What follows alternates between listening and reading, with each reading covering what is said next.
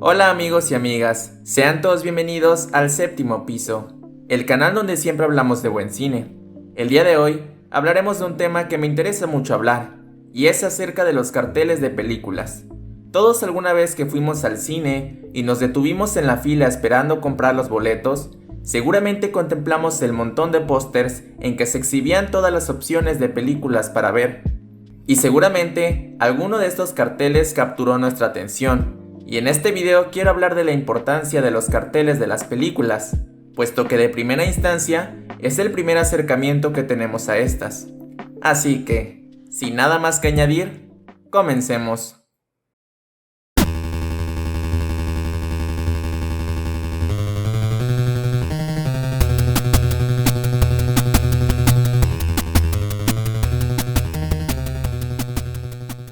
Seguramente, te guste el cine o no, veas películas o no, si te pongo el póster de Pulp Fiction, lo reconocerás al instante. Todos alguna vez lo hemos visto en nuestra vida, y bueno, claro, es porque ha sido muy capitalizado, pero también hay que reconocer que el cartel es muy bueno, tiene algo que nos llama la atención. En este video, analizaremos los elementos que hacen que un cartel sea tan memorable y disfrutable ante nuestros ojos. Primero que nada, tenemos que entender que el diseño de los pósters es un arte. El diseño gráfico sigue siendo arte, y por eso las personas que se dedican a hacer carteles, o sea, los cartelistas, son artistas como tal. Hay grandes cartelistas en la historia del cine. Podría hablar, por ejemplo, de Steve Frankfurt, quien por ejemplo fue el responsable de diseñar el póster de la icónica película El bebé de Rosemary, o por ejemplo, como Volver al Futuro o Indiana Jones. Entonces, como podemos darnos cuenta, hacer pósters realmente requiere habilidad y sentido estético. Ahora bien, ¿qué elementos hacen que un póster sea bueno o no? El primero de las cosas que hacen que un póster sea atractivo o no, es que el título sea lo primero que se destaque. Cuando vemos algo, siempre enfocamos nuestra vista hacia lo que más resalte en un entorno, y por eso es necesario que el título sea lo primero que vemos en un cartel. Les voy a poner el cartel de la película Rocky. ¿Se dieron cuenta que lo primero que vieron fue el título? Es porque el diseño está pensado para que esto sea lo que más resalte en el primer instante en que contemplamos el cartel. Les pongo otro ejemplo. Veamos la película Looper. De nuevo, lo primero que notamos es que el título está al mero centro, y por tanto, asociamos que tiene mayor importancia. Este recurso, de que el nombre del filme sea el que más se destaque, se utiliza por una razón bastante lógica, y es que no nos va a traer una película, la cual no sabemos siquiera su nombre. Otro aspecto importante que hay que tomar en cuenta para analizar un cartel es su color. El color expresa ideas y emociones, y por eso los artistas suelen utilizarlo siempre a su favor. Esto se llama teoría del color, y es un tema muy interesante. De hecho, en el canal ya contamos con un video, en donde hablo acerca del uso del color en el cine, y de paso, el significado de todos los colores. Los invito a que lo vean. Pero bueno, continuando con lo que quería decir, es que los carteles usan el uso del color para transmitir una idea. Veamos como ejemplo la película Moonlight. Podemos observar cómo predominan colores fríos, como el azul, que precisamente representan la tristeza y la profundidad de un objeto. Y como la película tiene una historia un poco difícil, en donde vemos la soledad del personaje, entonces el uso del color azul para el diseño del póster está muy bien utilizado. Ahora, por el contrario, veamos el ejemplo del cartel de la película Little Miss Sunshine. Es evidente que predomina el color amarillo. El amarillo por ley representa la felicidad, la espontaneidad, el dinamismo, la comedia, y esta película es divertida, alegre, y por eso se utiliza este color. De hecho, si se dan cuenta, varias películas de comedias románticas utilizan el color amarillo como predominante en el diseño, porque precisamente se quiere atraer la atención, mostrando que la cinta es divertida y alegre. Tenemos como otro ejemplo la película del pianista. Esta es una de mis favoritas, y el póster es increíble. Tiene una composición fantástica, y el uso del color está correctamente empleado. Vean cómo toda la paleta de color son tonalidades grises, y es porque la historia es sumamente triste y devastadora.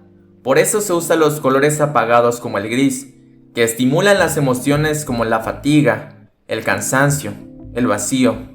Otro aspecto muy importante que se considera a la hora de diseñar un cartel es que todo sea importante y representa alguna pista o alguna pizca del tema o sentimiento de la película. Lo que se observa en el cartel indirectamente nos va a transmitir una idea de lo que vamos a ver. Por ejemplo, veamos el póster de la película El Cisne Negro. Podemos observar cómo es notable que la protagonista está representada como una muñeca de porcelana que está a punto de quebrarse.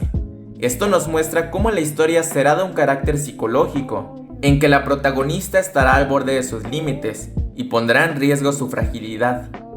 También podemos analizar el póster de la película de Yorgos Lanthimos, titulada The Lobster.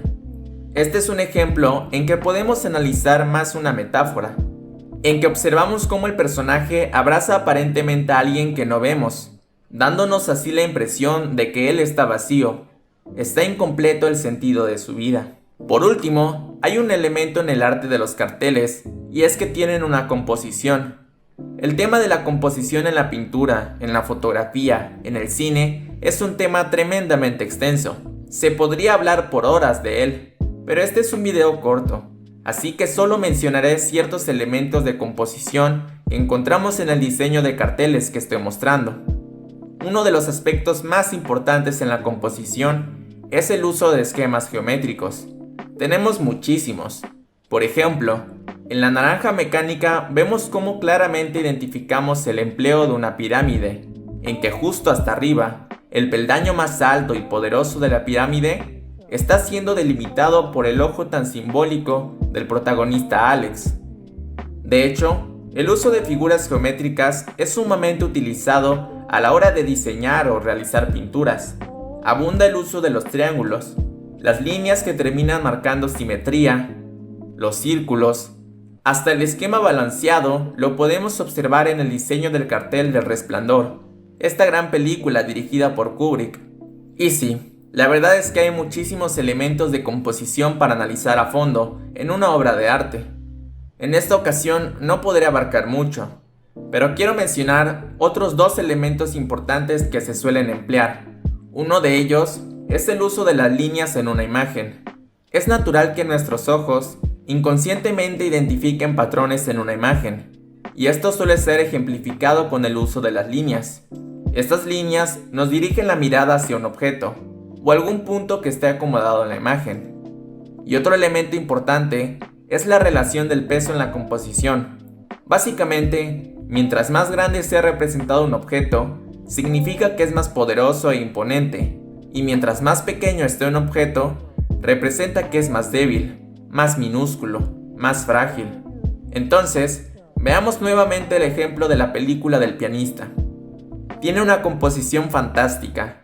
Utiliza el esquema geométrico de la aspa. También maneja perfectamente las líneas para encerrar y dirigir la mirada hacia el protagonista de la película. Lo vemos totalmente pequeño, como un indefenso esquilín ante la imponedora guerra que ha devastado todo su mundo. Este póster es una obra de arte por mucho, y por muchos sentidos. También, como comenté anteriormente, tiene el uso de una paleta de colores grises, que representa la soledad y fatiga del momento. Como pudieron ver en el video, un cartel suele atraernos y sorprendernos por razones que aunque no conocían, ahora pueden apreciar. Y realmente descifrar del por qué una obra de arte, como lo puede ser un póster, es una obra de arte. Muchísimas gracias por ver el video, y si les gustó, no olviden suscribirse.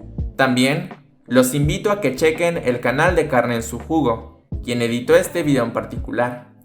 En fin, esto fue El Séptimo Piso. Sin nada más que añadir, adiós.